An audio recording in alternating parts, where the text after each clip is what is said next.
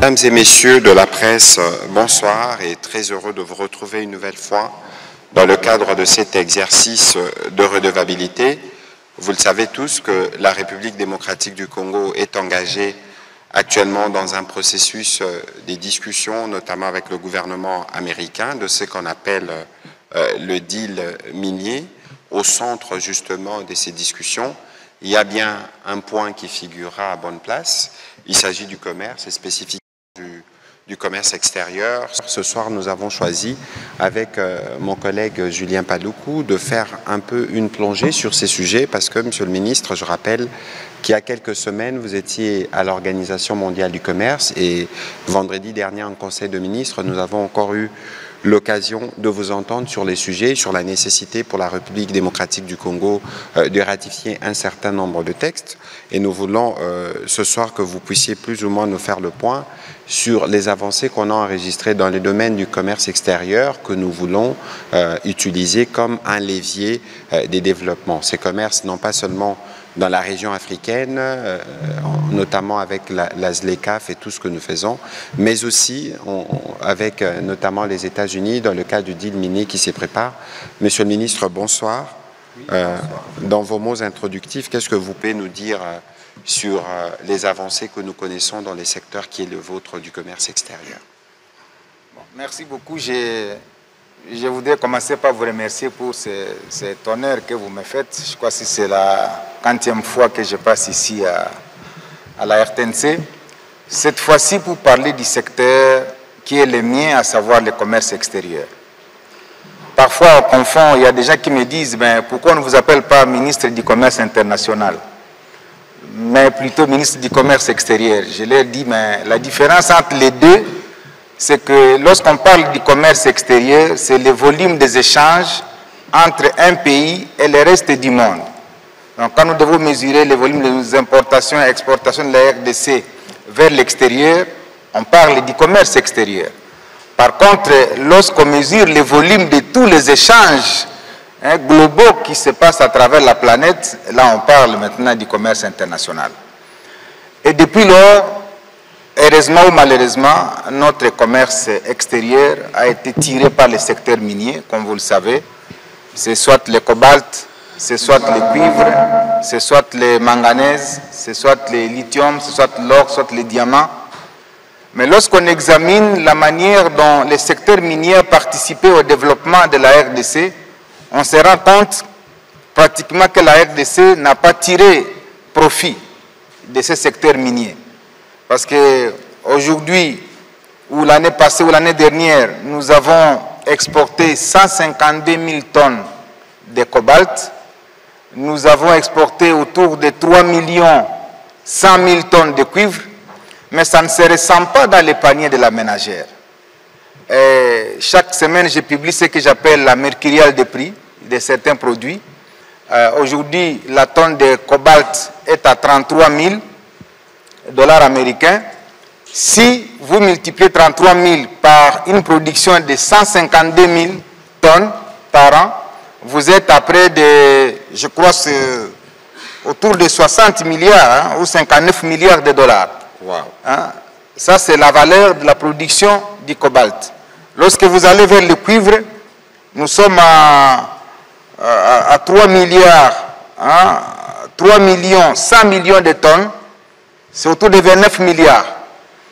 Mais, lorsqu'on voit comment cela se répercute chez la population congolaise, on ne le sent pas. La pauvreté continue. Voilà pourquoi le président de la République, son Excellence Félix Antoine Tshisekedi, nous a demandé de diversifier notre économie. Parce que le secteur minier n'a pas été porteur de croissance, eh bien, il nous a demandé de diversifier l'économie, notamment en allant vers le secteur agricole.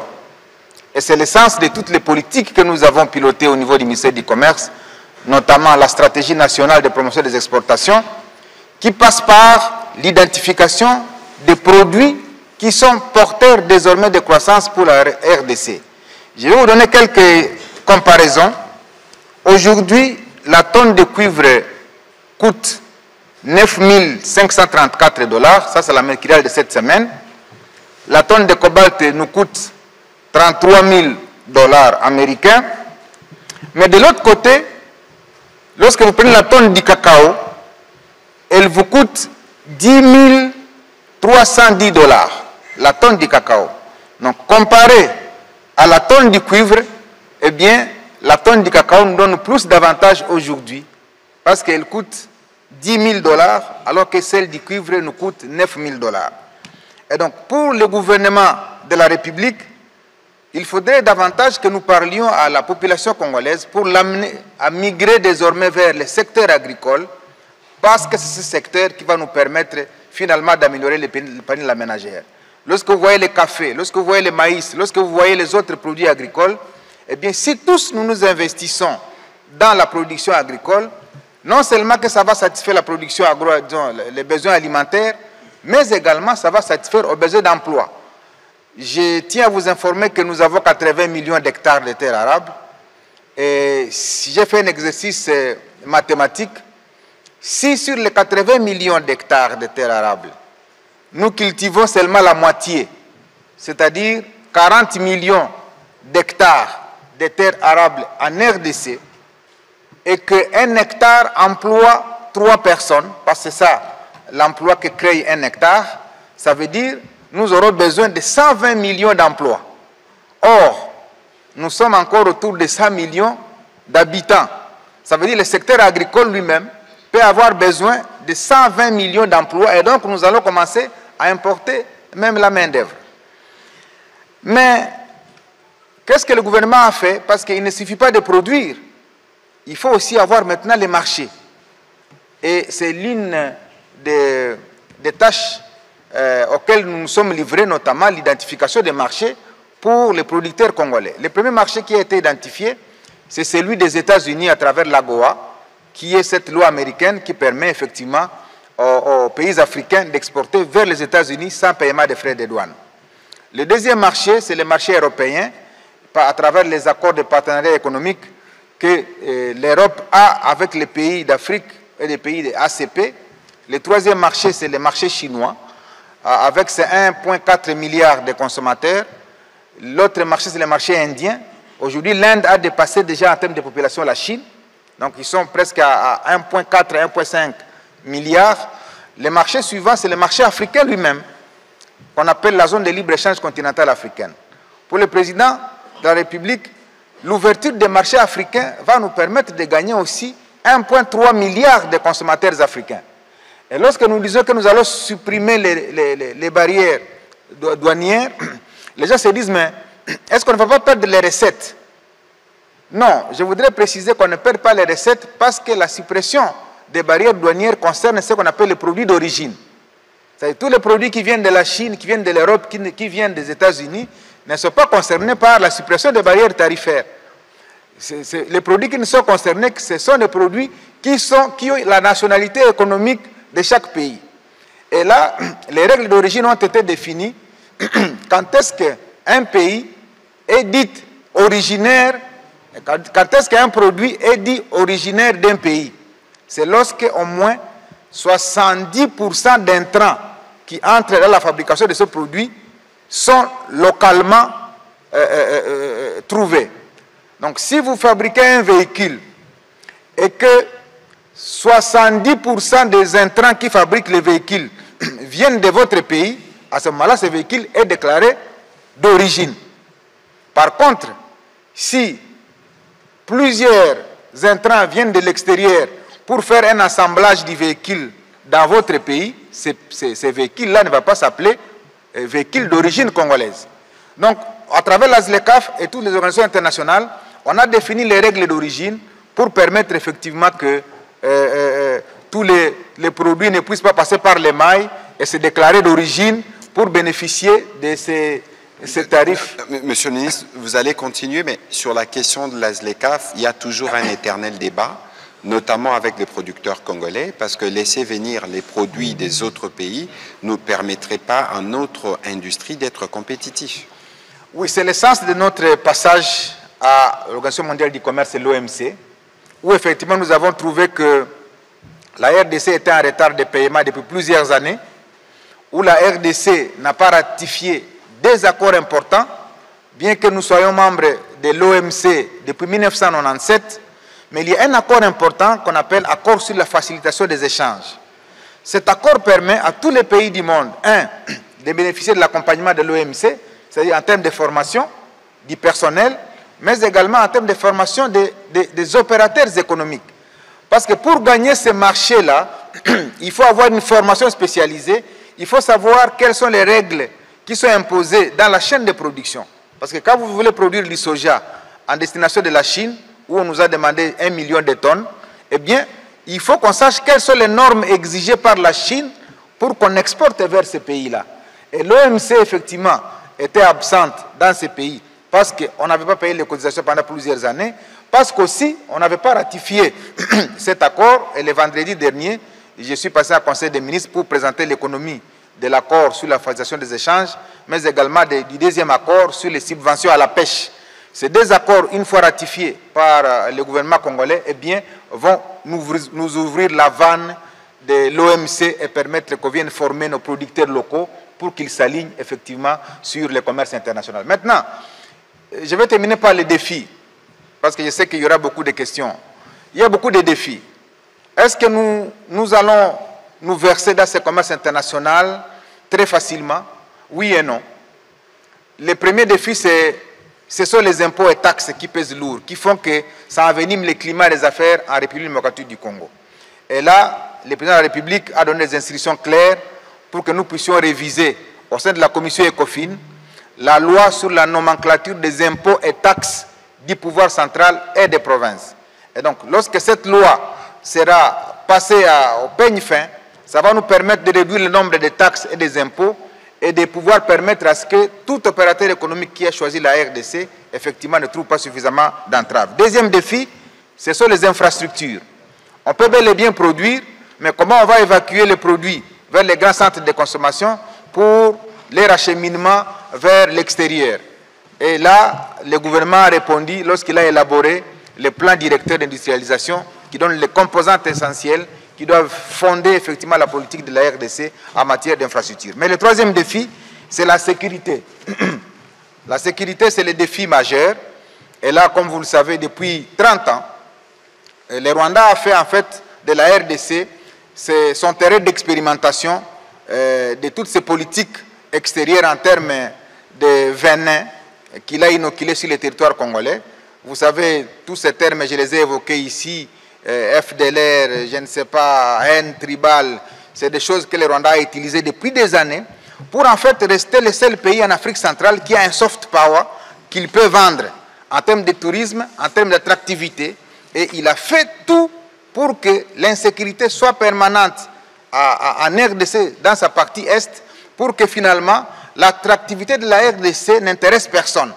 Et c'est ainsi que lorsque vous êtes dans tous les salons du monde, la première question qu'on vous pose, c'est de dire, mais est-ce qu'il est possible d'aller en République démocratique du Congo? Est-ce qu'on peut se réveiller un matin? C'est ça la question qu'on se pose. Et lui, le Rwanda a réussi à construire cela autour d'un soft power qu'il veut sauvegarder à travers le monde. Heureusement que nous nous battons contre cette insécurité. Je sais que des questions viendront aussi de la part des journalistes pour faire un commentaire sur la situation sécuritaire, particulièrement la partie Est, pour voir comment cela implique ou a une implication sur l'attractivité ou les investissements qui doivent être orientés vers la RDC. Voilà globalement ce que je peux dire en termes d'introduction, mais je sais que des questions me permettront de m'étendre largement sur comment le secteur du commerce extérieur constitue véritablement le levier du développement économique de notre pays. Voilà, merci beaucoup, Monsieur le ministre, de ces phrases introductives. Évidemment, il y a beaucoup de questions parce que lorsque vous dites que les cacao, une tonne de cacao, ça vaut 10 000 $, ça fait réfléchir. Nous étions avec vous à l'occasion du forum qui a été organisé à Beijing avec les Chinois. Lorsqu'on parle du piment, de ce que ça représente, nous avons donc d'autres possibilités qui peuvent nous permettre d'accroître suffisamment notre commerce extérieur grâce à des produits qui viennent du secteur agricole. Heureusement que nous nous y sommes mis. On va commencer la série des questions avec M. Pichu Mulumba. Nos importations sont aujourd'hui importantes et vous dites qu'il y a des produits porteurs de croissance. Mais en attendant la promotion de la migration vers les secteurs agricoles, quelle politique commerciale la RDC devrait-elle mettre en place pour maximiser les bénéfices actuels du commerce extérieur? Vous avez parlé de questions d'actualité justement. J'ai une question pour vous. Vous avez exercé pendant longtemps la fonction de gouverneur du Nord Kivu sous le régime précédent. Vous avez personnellement vécu la guerre menée contre la République par les M23, la guerre qui perdure encore aujourd'hui. Quelle lecture faites-vous à la présence de l'ancien président de la République dans la ville de Goma qui demeure les bastions actuels de la rébellion, une rébellion que celui-ci avait lui-même combattue en son temps? Monsieur le porte-parole du gouvernement, permettez-moi de vous poser aussi une simple question, une petite question d'actualité. Parmi les propositions formulées par l'ancien président dans son message figure celle de mettre fin à ce qu'il qualifie lui-même de tyrannie. Comment le gouvernement réagit-il à cet appel qui semble à la limite de la rupture institutionnelle? Bon, écoutez, ce soir, nous sommes venus parler du commerce extérieur. Je pense que ce qu'il faut savoir de manière générale, c'est que nous sommes, depuis 2 ans, engagés dans un front contre le Rwanda. Il ne faut vraiment pas se perdre de vue que l'ennemi avec lequel nous sommes actuellement en train de discuter, notamment à Washington, pour trouver des solutions, c'est le Rwanda. Et il est hors de question de penser qu'on peut nous laisser distraire pour prêter les flancs à ceux qui ont un rôle secondaire au Rwanda. Ça, c'est un principe qu'il ne faut pas oublier. Et donc, on n'a pas ici besoin de vouloir congoliser, entre guillemets, un problème qui est d'origine extérieure et qui a été mentionné tout à l'heure par le collègue Julien Paluku. Et donc, nous, l'attention, nous l'accordons plutôt à ce niveau-là pour que nous ne puissions pas nous perdre. J'avais dit il y a quelques jours que le président honoraire était un homme du passé. Justement, lorsque vous rappelez, vous posez par exemple la question sur mettre fin à la tyrannie, dites-moi, cher Pichu Mulumba, nous sommes dans un contexte démocratique où lui et son parti avaient fait le choix de ne pas participer aux élections. Lorsque vous venez de dire que vous allez mettre fin à la tyrannie, vous y mettrez fin de quelle manière? Il faut dire aux compatriotes qui sont à Goma aujourd'hui ou qui sont dans les autres partis sous occupation, les messages qui leur est destiné, c'était « apprêtez-vous, on va faire la guerre ». Il ne faut pas se cacher. Et donc, lorsque j'ai dit que c'est l'homme du passé, c'est justement ces passés-là dont les Congolais n'ont plus besoin. Les passés de la guerre, les passés de la compromission de nos minerais, notamment avec le Rwanda, les passés de la corruption, les passés de la concussion. Nous avons déjà largement dit non à cela et aujourd'hui, je pense que nous tous, nous devons nous focaliser derrière le président de la République sur comment nous terminons la guerre avec les Rwandais et tous ces supplétifs sont traités à un niveau plus bas. Et donc ici, je tiens à insister que cela soit bien clair. Nous n'avons que peu de temps à consacrer à des gesticulations qui veulent nous ramener dans un passé que nous devons absolument oublier. Voilà le petit commentaire que je voulais faire, Monsieur le Ministre. Désolé que cet âge d'actualité qui revient.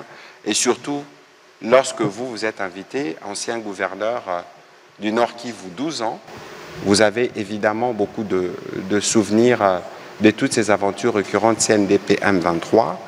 Qu'est-ce que vous pouvez donner comme réponse à cette préoccupation de Pichu Mulumba?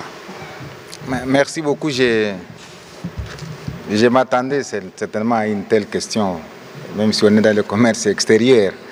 Mais vous avez commencé par nous indiquer la politique commerciale que nous avons par rapport à tout ce que j'ai dit, démontré tout à l'heure. En fait, c'est 4 éléments importants. Le premier élément, je l'ai évoqué, c'est la diversification de notre économie, c'est-à-dire ne pas nous baser uniquement que sur le secteur minier, mais permettre que le secteur agricole devienne le levier important de la croissance économique. Et j'ai démontré que si on se tourne vers l'agriculture, en complément au secteur minier, en tout cas, la RDC peut se relever dans très peu de temps.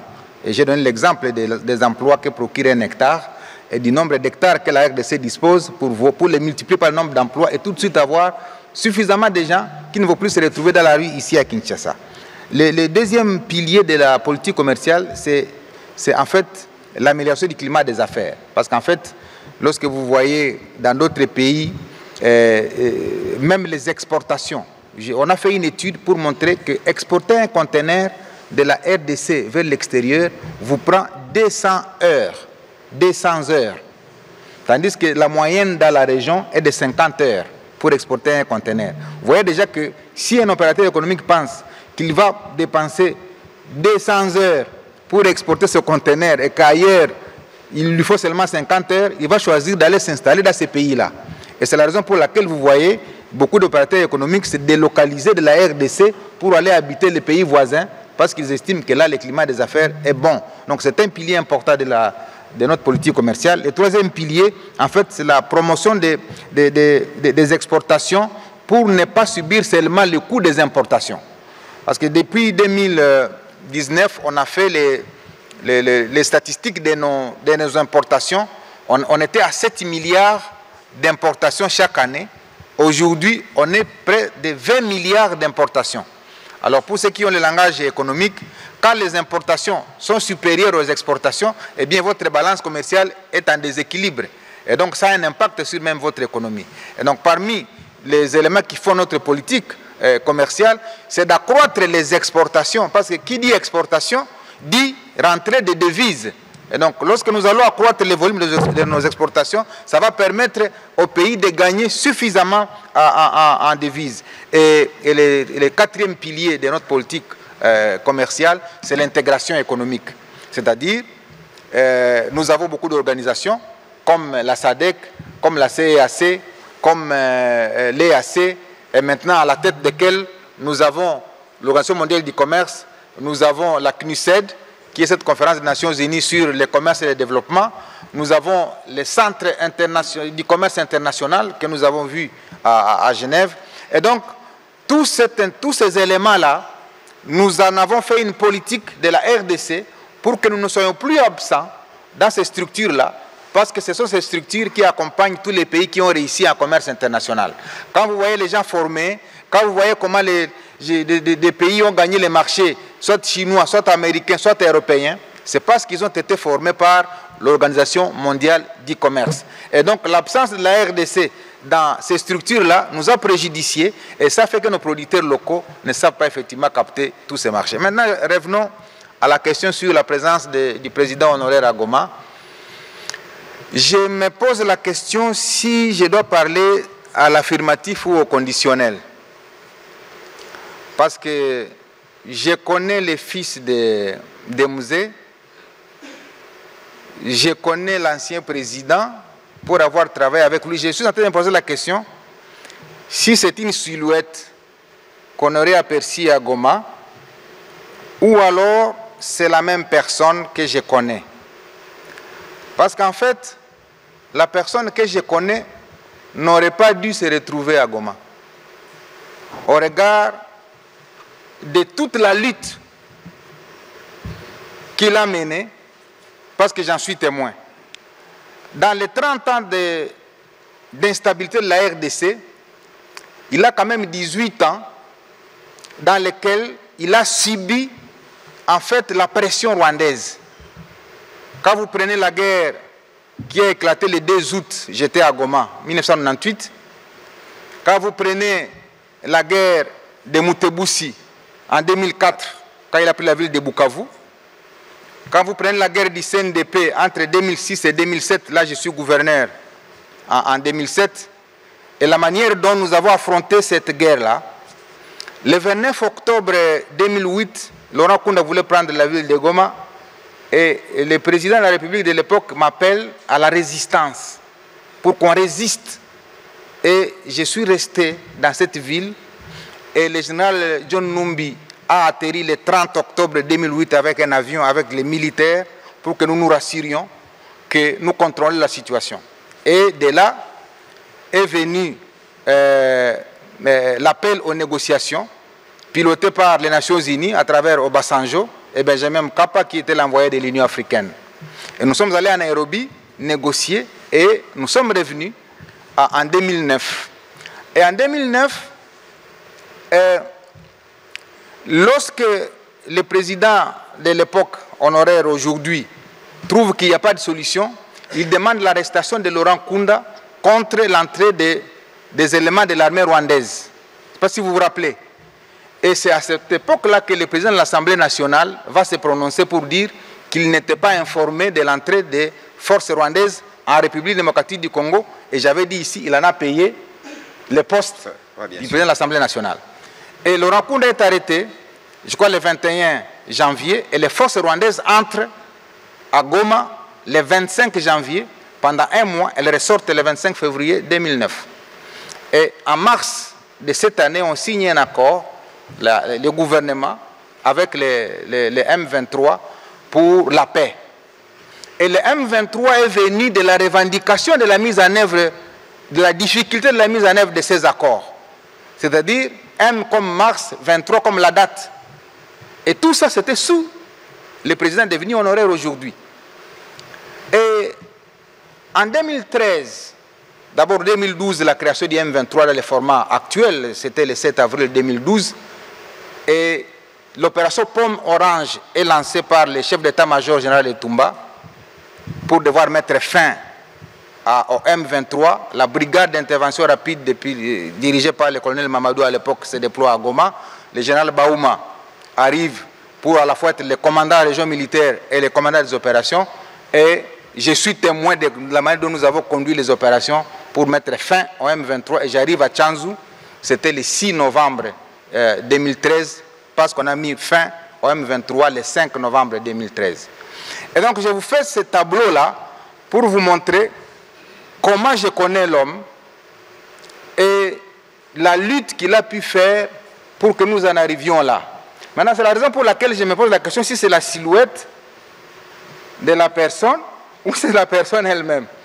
Alors, je réponds à ma question moi-même, parce que lorsque j'ai suivi quand même son discours, je suis arrivé à comprendre qu'il a lui-même annoncé que bientôt il sera à Goma.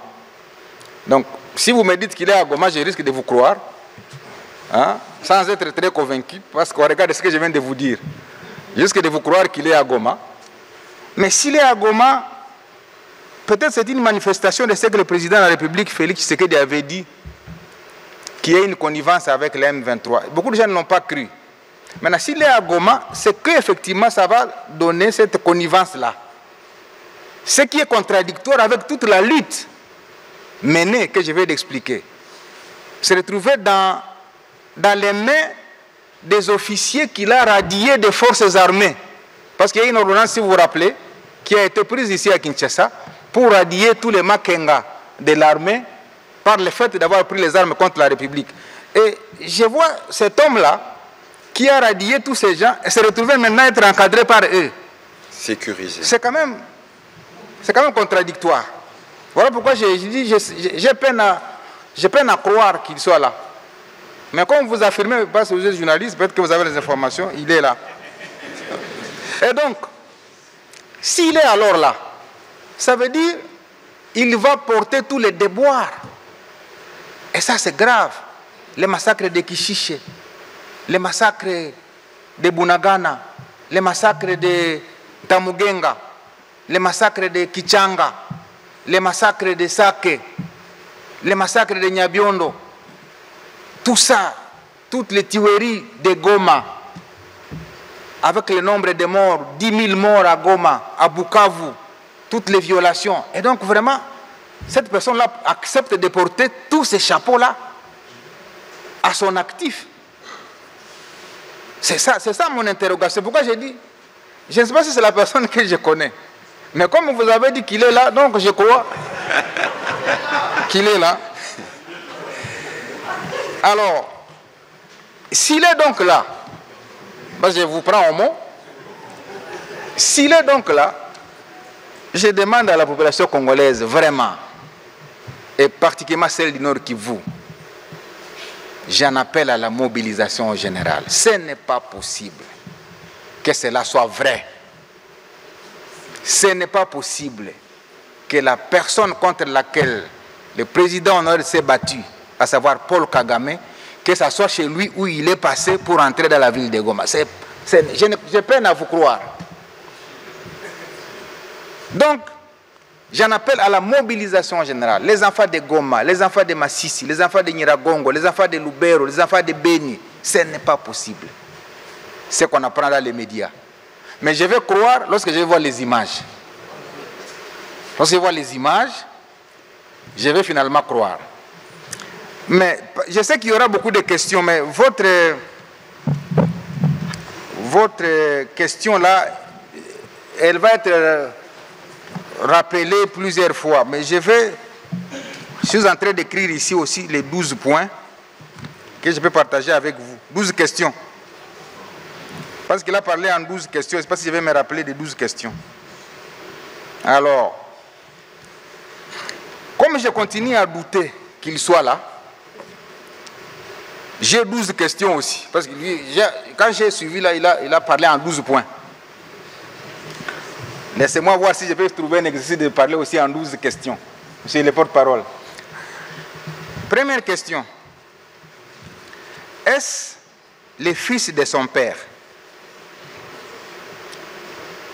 le président Laurent Désiré Kabila, assassiné en 2001 par la mafia rwandaise, qui est entrée à Goma, capitale du Nord Kivu, sous contrôle des mêmes Rwandais? Ça, c'est la première question. Faites parvenir ces questions aux journalistes qui sont à Goma. Deuxième question. Est-ce le fils de Musée qui a relancé le dialogue de Sun City en 2002 et qui a ramené les rebelles près de lui en acceptant la formule 1+4? Amenez cette deuxième question à Goma. Troisième question. Est-ce le fils de Laurent Désiré Kabila qui a affronté et vaincu l'insurrection de Gilles Moutebousi et de Laurent Kunda en 2004 à Bukavu? Quatrième question. Est-ce le fils de Musée qui, à mon avènement à la tête de la province du Nord Kivu, comme premier gouverneur élu, a piloté les opérations contre Laurent Kunda? Cinquième question. Est-ce encore lui qui m'a demandé de résister? Je l'ai dit. Lorsque le 29 octobre 2008, le CNDP était à la porte de Goma. Sixième question. Est-ce le fils de Musée qui, en janvier 2009, a demandé l'arrestation de Laurent Kunda par l'armée rwandaise et accepté l'arrivée de cette même armée au Nord Kivu à travers l'opération Umoja-Wetu, je l'ai dit, du 25 janvier au 25 février 2009, et consécutivement, est-ce le fils de Musée qui avait demandé au président de l'Assemblée nationale de l'époque de démissionner parce qu'il n'était pas informé de l'entrée des troupes rwandaises? Septième question. Est-ce le fils de Musée qui avait demandé à son ministre de signer les accords de paix le 23 mars 2009, lesquels accords sont à l'origine de la création du mouvement M23? Huitième question. Est-ce le fils de Musée qui a ordonné au général Etumba de concevoir l'opération Pomme Orange qui a mis fin au M23 le 5 novembre 2013, d'où mon arrivée le 6 novembre 2013. Neuvième question. Est-ce le fils de Musée qui a radié les officiers M23 de l'armée pour qu'ils se retrouvent aujourd'hui à leur côté pour sa sécurité? Dixième question que vous allez amener à Goma. Est-ce le fils de Musée qui, voulant rester au pouvoir, a inventé le terme glissement, mais finalement a accepté de céder le pouvoir en 2019, ouvrant ainsi le pays à ce qu'on a appelé la passation civilisée, la première alternance? Est-ce que vraiment c'est celui-là qui se retrouve à Goma? 11e et avant-dernière, parce que je vais parler en 12 points aussi, 12 questions. Est-ce le président honoraire qui a été salué à travers le monde pour son sens élevé des meilleurs élèves de la démocratie, malgré son jeune âge et son passé militaire, ce qui pouvait nourrir en lui l'ambition de se comporter comme ses voisins qui ont plus de 30 ans au pouvoir. Et 12, enfin, est-ce que c'est cet homme, jadis considéré comme grand esprit, qui se trouve réellement aux côtés de ces bourreaux d'hier, les bourreaux de la population, qu'il a dirigé pendant 18 ans, avec plus de 5 millions de déplacés et de réfugiés victimes de la barbarie du M23. Est-ce encore lui qui a pleuré le colonel Mamadou? Est-ce encore lui qui a pleuré le général Baouma? Non. Est-ce encore lui qui se souvient qu'il y a eu 10 000 morts à Goma, qu'il y a eu 5 000 morts à Bukavu? Est-ce encore lui? Voilà les 12 questions que je vous prie de ramener à Goma pour voir s'il y est, d'y répondre, et alors je reviendrai pour parler davantage sur ce plateau.